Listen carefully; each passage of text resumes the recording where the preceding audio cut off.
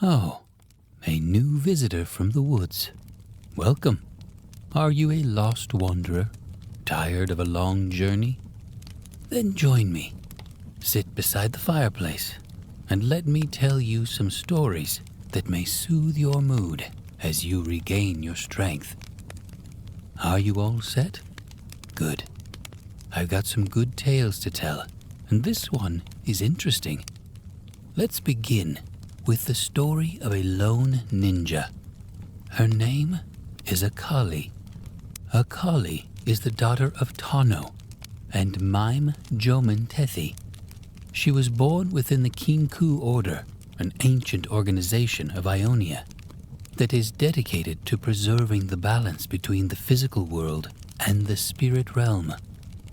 Mime, Akali's mother, was the renowned Fist of Shadow and one of the Kinku leaders in charge of preserving the delicate spiritual balance of Ionia.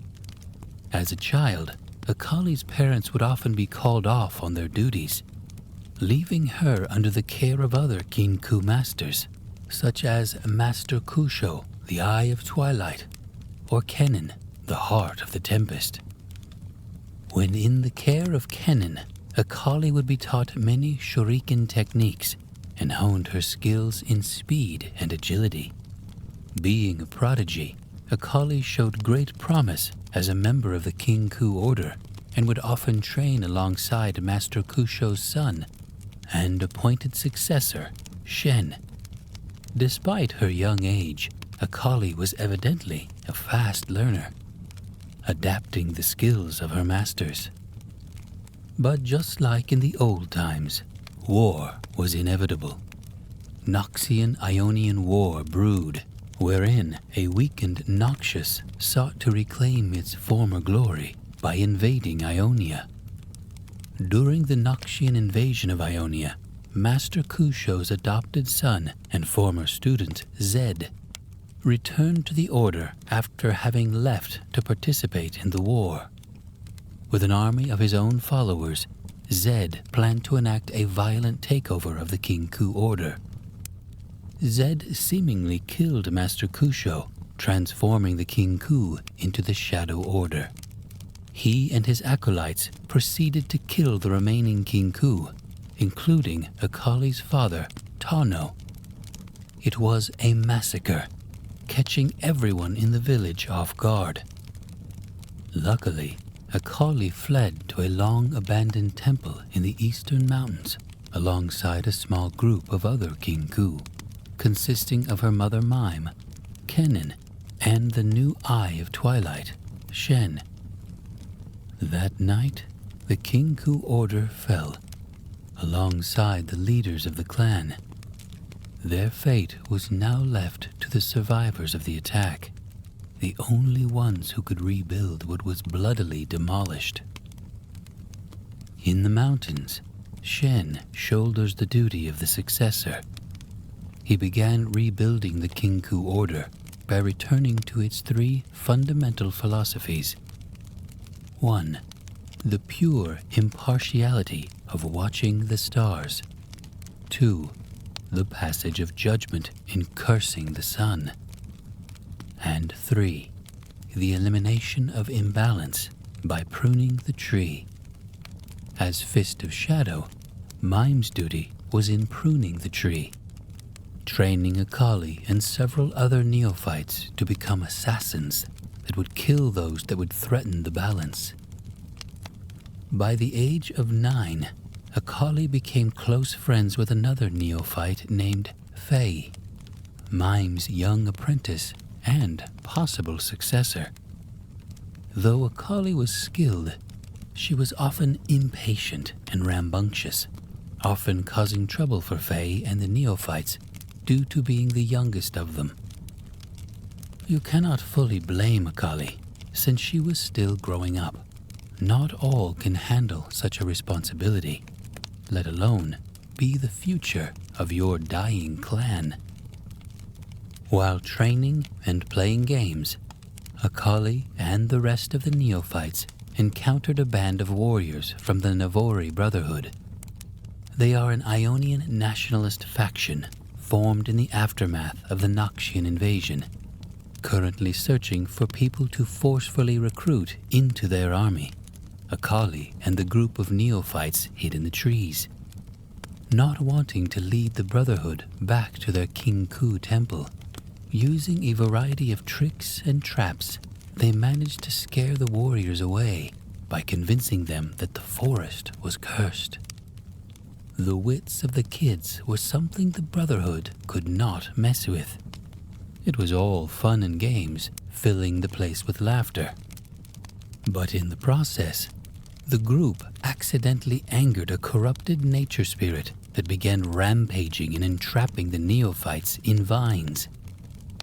Faye and Akali quickly tried freeing them.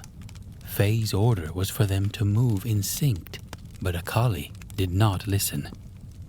Trying to still save the friends, Faye hastily ran circles around the spirit to distract it, while Akali dragged some of the neophytes to safety.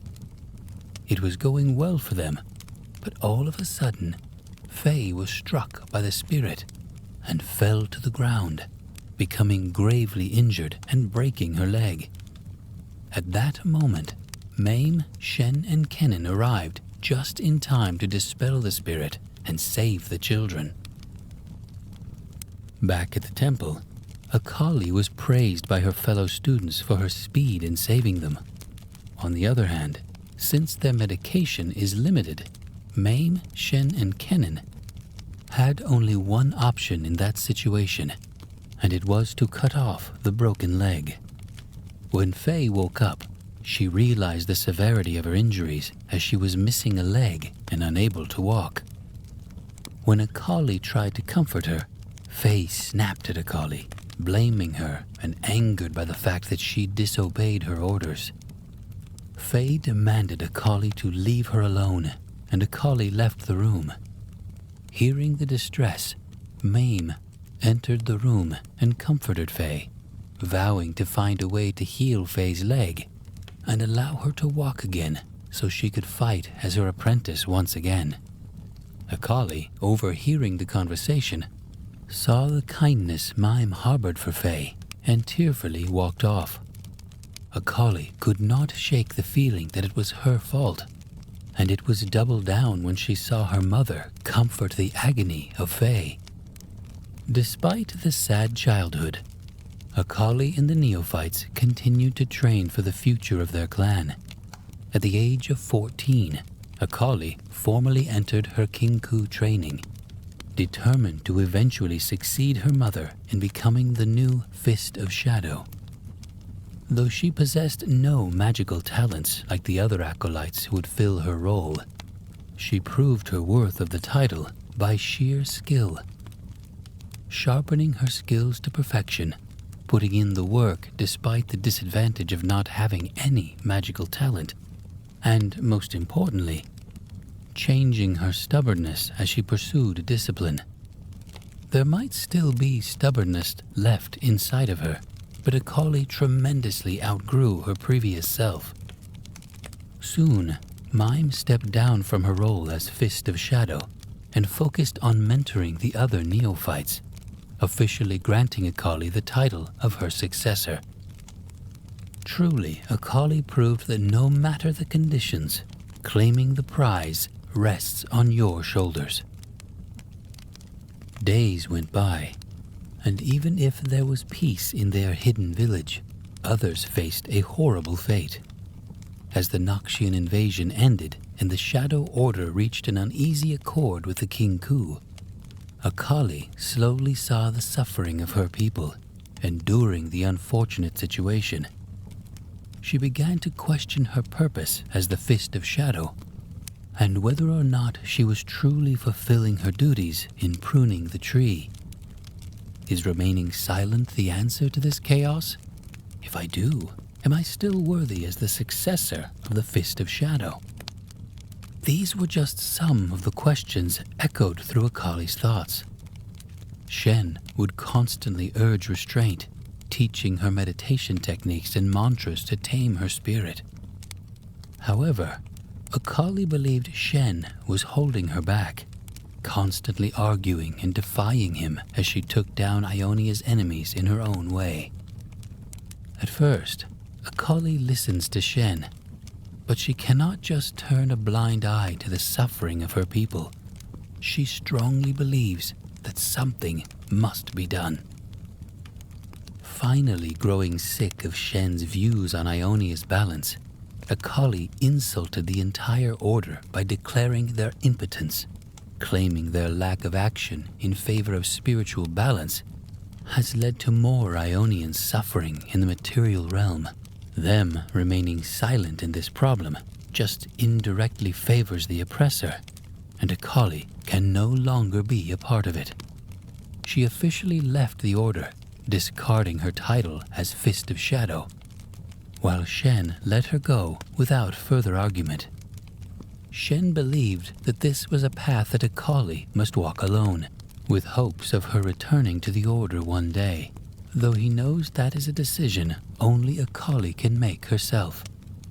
Shen wished Akali clarity in the midst of chaos. Akali ventured into the path that no one else dares to pursue.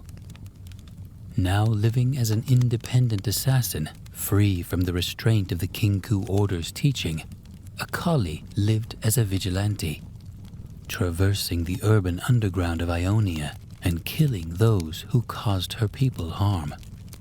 From a silent keeper of balance to putting justice in her own hands, Akali fully abandoned her previous life. Continuing with her new mission, Akali found out about a selfish councilman in the coastal village of Waylay, a hidden phantom port with mystical properties. Akali went on a mission to assassinate a councilman from Pubo, who had sold out his own people to Noxian invaders in exchange for gold and safe passage through. She visited her tattoo artist, Boli, a Vestayan artist who ran a tavern in the port. The reason behind her tattoo is not yet clear, but it could mean that Akali aimed to instill fear in those who recognize the tattoo, a fearless assassin avenging the oppressed. Destiny seemed playing this time, because while drawing a tattoo of a dragon on Akali's back, Pubo councilman walked into Boli's tavern, accompanied by 3 guards. Akali planned to kill them on the spot, but Boli urged her to do her business outside of his tavern this time, to which she agreed. Once outside, Akali wasted no time. She approached and killed the councilman's guards by hiding in a smoke cloud, and then firing several kunai before finally killing the councilman himself.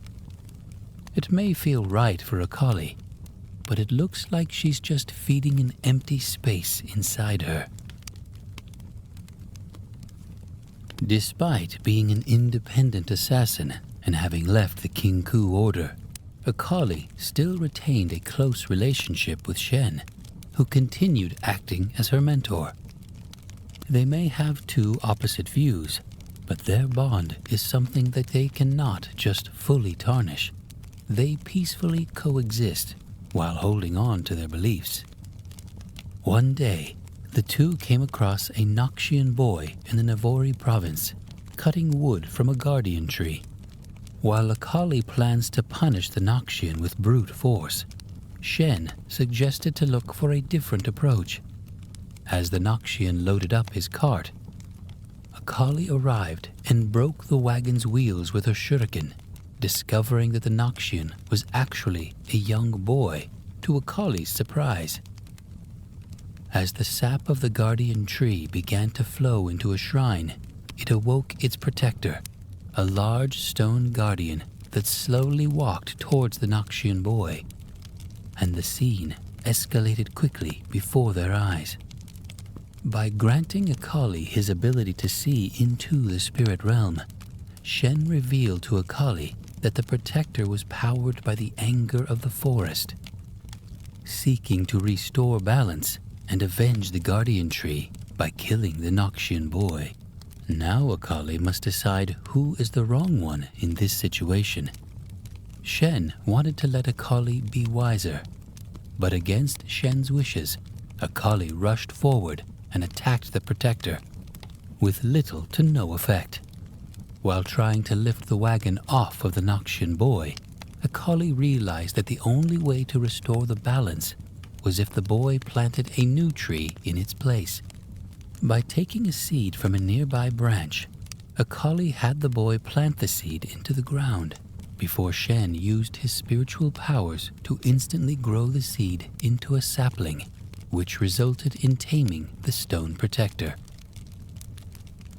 Lifting the wagon off of the boy, Akali gave him a warning not to harm the land, as Shen used his powers to grow the sapling into an even larger guardian tree, wrapping itself around the shrine guardian.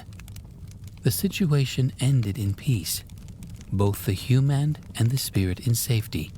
The Noxian boy learned a lesson that time, but so did Akali. Shen proved that violence is not always the answer.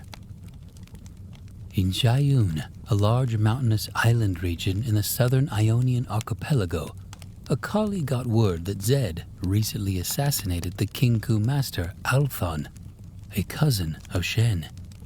Akali rushed to Shen, where she found him in the Olgathi forest, killing corrupted spirits. Akali told him the news about Master Althon. Furthermore, Akali stated she knows the town that Zed is staying in. Akali suggested that they must confront Zed, and Shen reluctantly agreed. Eventually, the two reached the Thongs, a settlement located in the Jian Highlands. They found out from the innkeeper that Zed had already left and attacked a blossom festival before heading north to Shual, a nearby settlement. The two of them need to act more swiftly if they want to catch Zed. Akali suggested following the tracks of Zed, but Shen stated that he had to travel south to slay demons that had been terrorizing a village. Akali tried to convince Shen to follow her to Shual, but Shen remained dedicated to his duties as the Eye of Twilight, urging his former student not to chase Zed alone. Akali, disregarding Shen's warning, took a boat and sailed down the quickest route to Shual. Both of them have duties to fulfill, and Akali is committed to stopping Zed as fast as possible. Shen and Akali parted ways for now, aiming to solve things in their own way.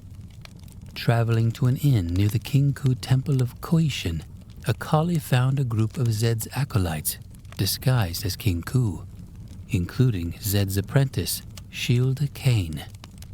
Kane told Akali that their masters were inside the inn, and Akali threatened them by calling a group of Kinku warriors to defend the temple. Zed then exited the inn, and surprisingly, Shen was also there.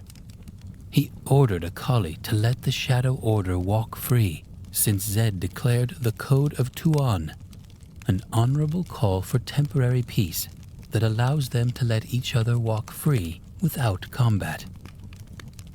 It was definitely confusing for Akali, and it's clear that she was not satisfied with just letting Zed go. Akali dashed in to kill him, which Zed easily avoided by shadow shifting away, while the rest of his acolytes quickly fled the Kinku temple.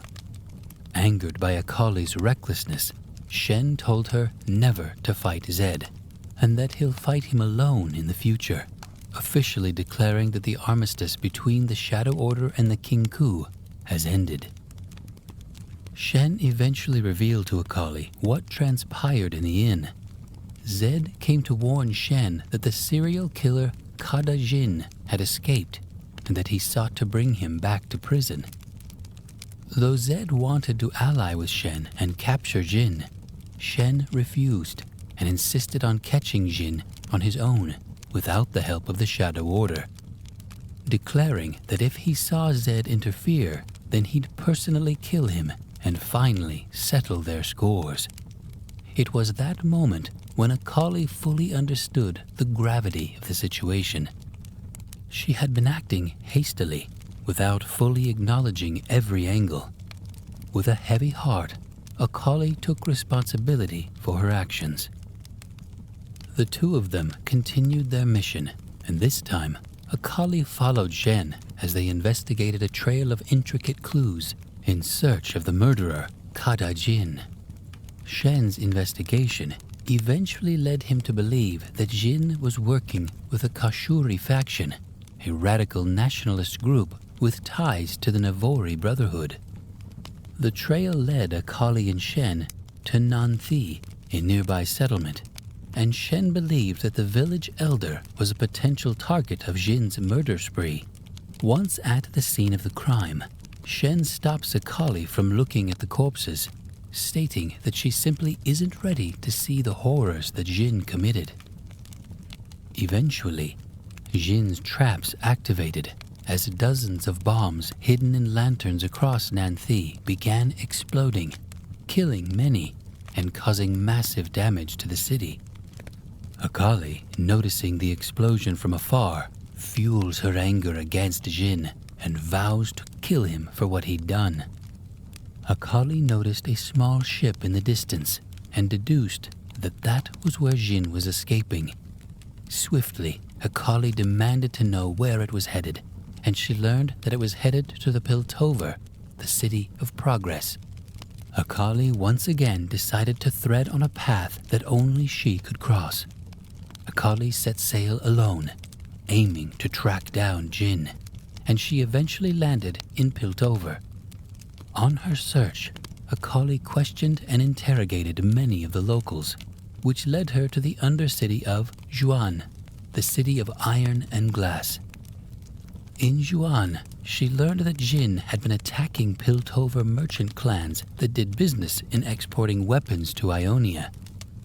By questioning the Piltover enforcers, Akali found herself at a theater in the Zhuanite neighborhood of Mistfloor, where Jin was said to have battled with the Pharaoh's clan and the principal of Intelligencer, Camille. At the theater, Jin revealed an elaborate trap for Akali, wishing to make her the fourth victim in his disturbing art piece, as 3 Piltovans hung from Ionian trees strapped to machines, and the dance between Jin and Akali commenced. The machines began firing harpoons at Akali, who narrowly dodged them by tossing a smoke bomb. Akali's agility lets her survive for the moment, but traps aren't the only weaponry that Jin has. A few moments later, Akali was knocked out unconscious because of an explosive blast created by Jin's rifle. Being the mastermind that he is, Jin anticipated Zed and Shen's arrival. He set a trap by tying Akali up in a tree near a decoy of his.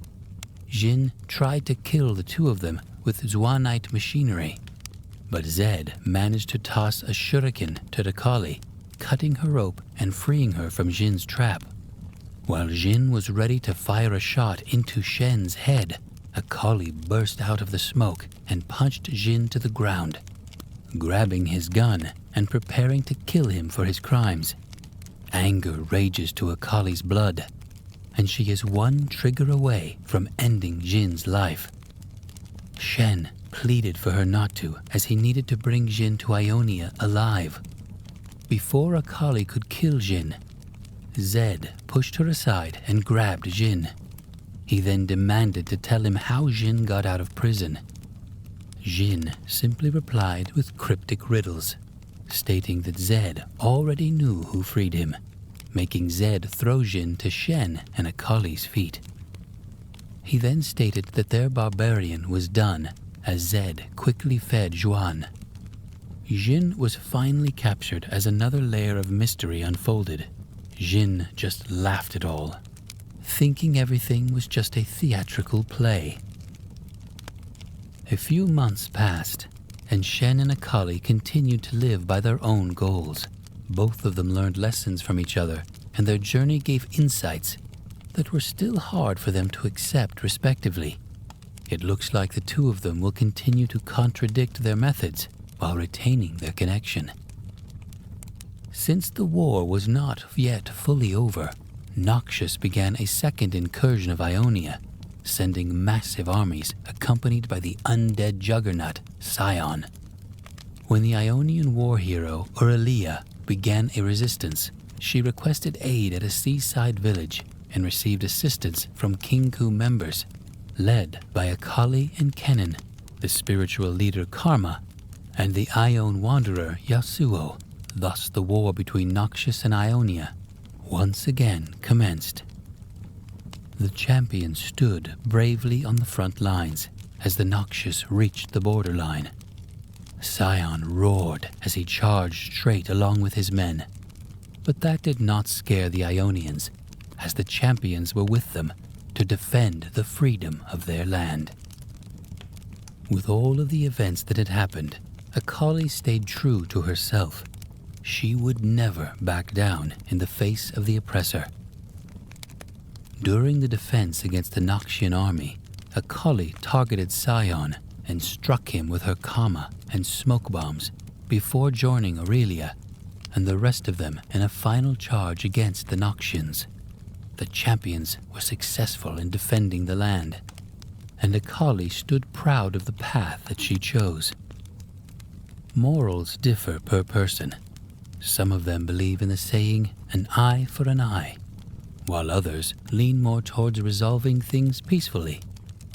It's really hard to pinpoint whose methods were right or wrong, especially if both of them only wanted what was best for the situation. There will be a lot of instances that will test one's ideals, and Akali stood strongly with her principles.